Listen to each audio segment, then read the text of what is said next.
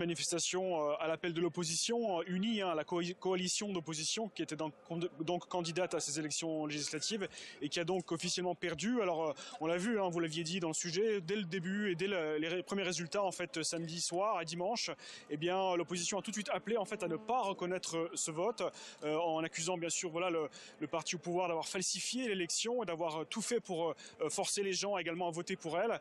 Alors pourquoi est-ce que les gens sont présents ici? Il y a beaucoup de jeunes notamment avec des drapeaux européens et géorgiens sur les épaules.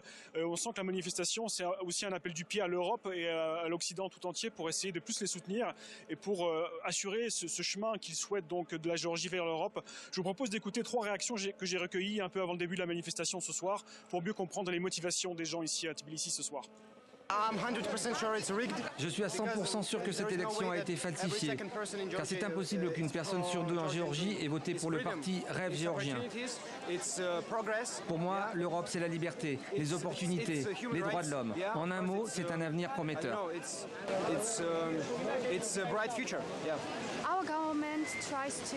Notre gouvernement essaie de nous ramener à l'époque de l'Union soviétique. Ce n'est pas notre rêve, c'est leur rêve. Nous allons donc nous battre et nous allons gagner, je le sais.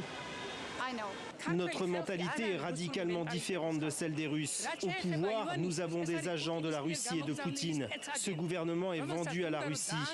Il lui a vendu notre nation tout simplement.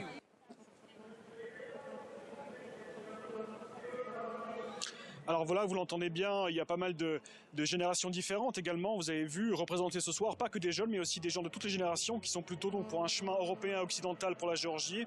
Mais ça va être difficile parce qu'on sait que la confrontation, le bras de fer entre l'opposition et le parti au pouvoir qui a gagné donc officiellement ces élections ne fait que commencer. Sur les jours et les semaines à venir, peut-être on va assister donc à de plus en plus de manifestations, peut-être une tension accrue encore à suivre.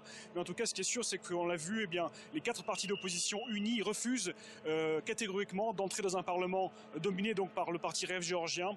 Et donc encore une fois, voilà, on est vraiment au début de ce processus, c'est loin d'être terminé et le bras de fer donc ne fait que commencer ici entre les pro-Europe et ceux qui sont plutôt, on va dire, pour une Géorgie plus proche de la Russie.